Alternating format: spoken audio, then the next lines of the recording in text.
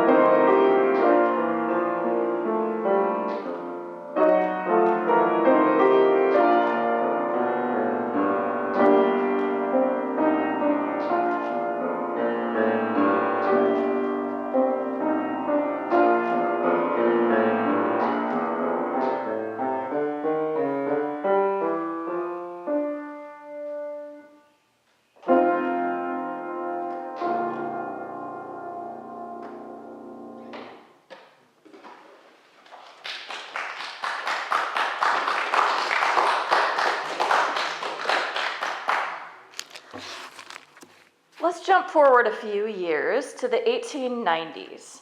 Eureka Springs is the epitome of elegance. There is now a railroad station, an opera house, and a sparkling new hotel towering above the city, the Crescent. Elite clientele travel from near and far to visit this castle in the wilderness. It serves the finest food and employs the finest staff and entertainers. The music of the time is emotional, bold, lush, and dramatic. Romantic composers like Liszt, Stravinsky, Tchaikovsky, and Rachmaninoff are taking the world by storm. This is the golden age of the piano. Composers and pianists at this time were celebrity rock stars. Franz Liszt was known for breaking the pianos he played and attracted throngs of screaming female fans. Sergei Rachmaninoff, the composer of this next song, was dark and moody, just a teenager when his career took off. I imagine that whoever was living in the Gothic house down on Spring Street was probably very into this music.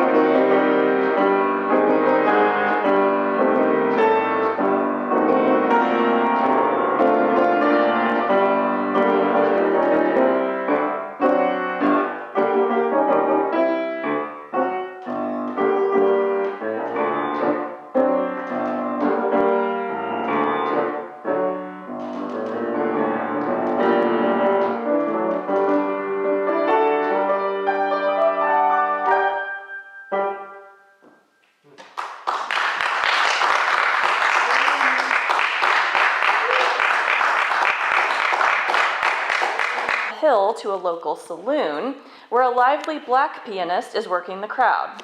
Scott Joplin is perhaps the most famous Arkansan musician of all time, and we have a lot of good musicians here. He grew up in Texarkana in the rough environment of the post-Civil War South.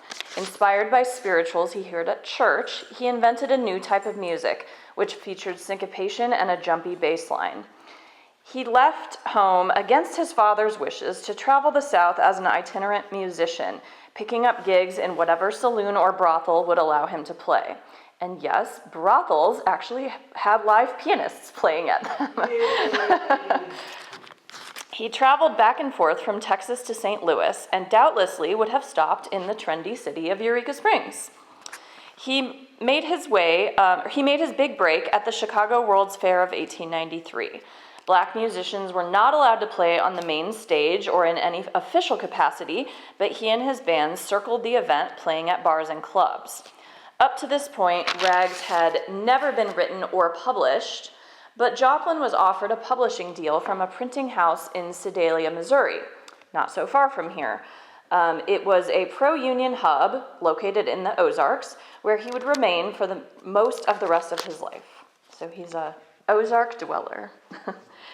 So here is Cascades. And this is on a tablet, so hopefully we don't have technology issues.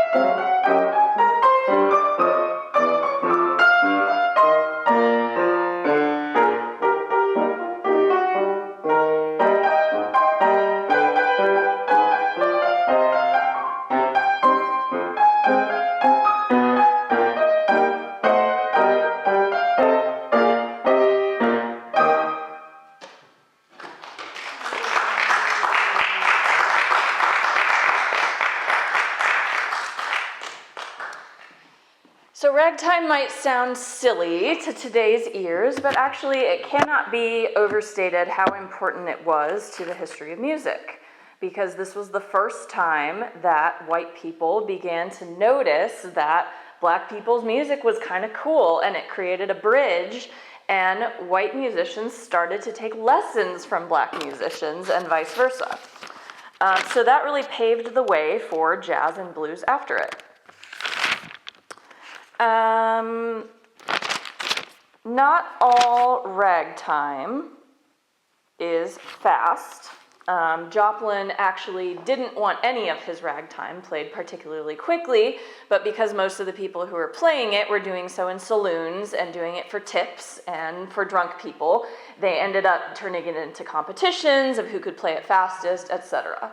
But this next song is another Joplin song that was specifically written to be played slowly, and it was dedicated to his wife Lottie.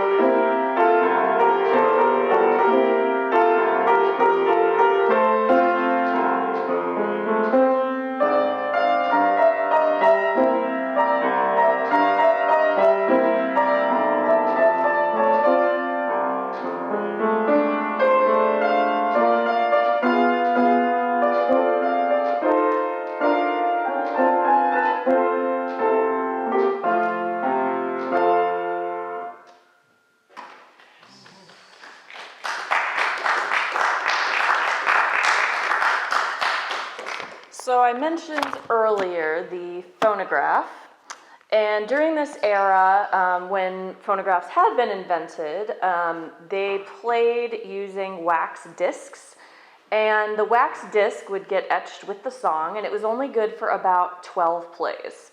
So live musicians were very much still in demand.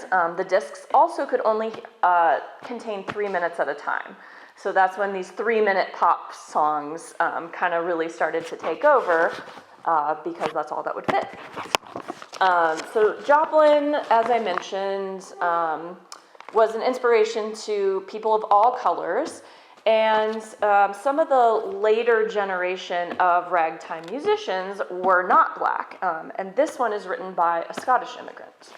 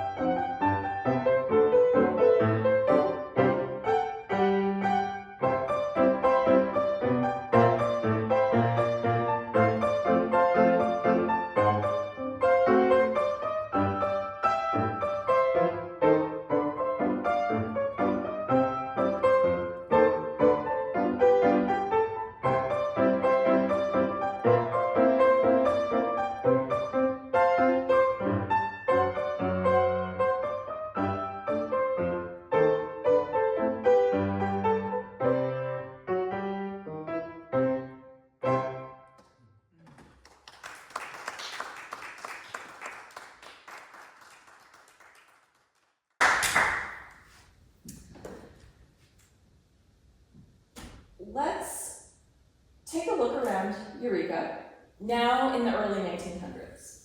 The streetcars were put in right around the turn of the century.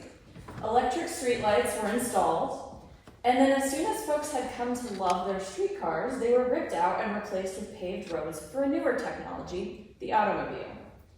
The streetcar conspiracy missed no town across the entire world, even in the remote Arkansas forest. And we begin to see a pattern. For every movement and trend of humanity, a counter-movement is initiated, and the same can be said for music. Ragtime is a highly structured genre of music, following specific rules and form. Some musicians felt boxed in and rebelled by generating a lawless, free-flowing style. Impressionism features surface ornamentation that obscures a melody, timbres that create a shimmering interplay of musical colors, and a total avoidance of all traditional forms. In the piano parlor now, we frequently hear the name Debussy.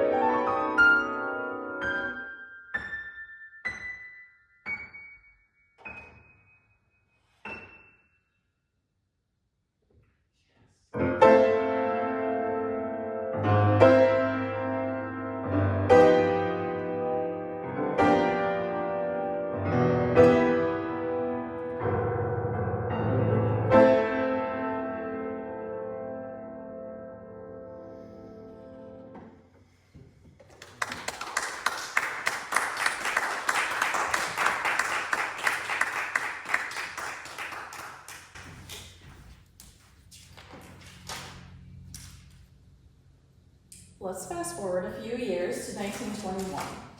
The population of Eureka Springs has died down, but tourists still come here. Now, however, they're coming from the big city, seeking a break from the hustle and bustle, and a more rustic experience. And sometimes they're even bringing their accommodations with them. Where the Inn of the Ozarks is today, back then was a campground. Wayfarers rented campsites for 25 cents a night. Murdy May opened Eureka's first fast food restaurant specifically to cater to all the campers in town. Now, obviously, there were no pianos in those tents. In fact, piano sales and ownerships had declined significantly due to an invention called the radio.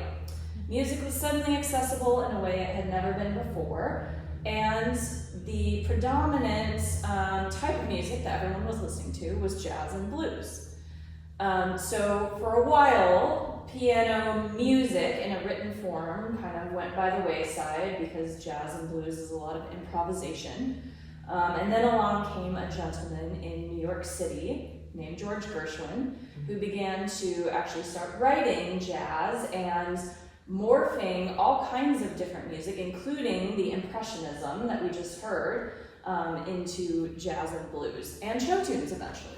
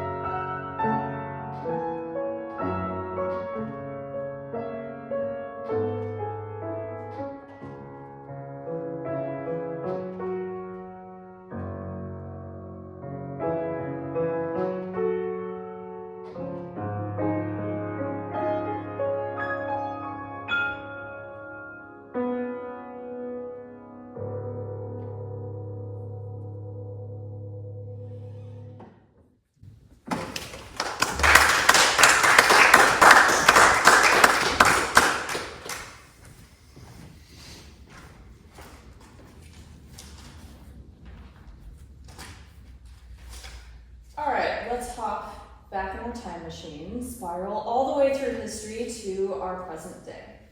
You can, of course, still hear piano in our town today, and that might beg the question in the era of rap and dubstep, what are kids playing on piano? So my finale for this performance is a song that actually comes from a video game that was published in 2015, and it's kind of an indie video game. It was developed by somebody no one had ever heard of before, and not only did he program the entire game, he also wrote all of the music. And when this soundtrack was heard, it kind of took off, and people were writing all different kinds of piano editions for this. So the video game is called Undertale. This is Spider Dance by Toby Fox, and this one is arranged by Kyle Landry.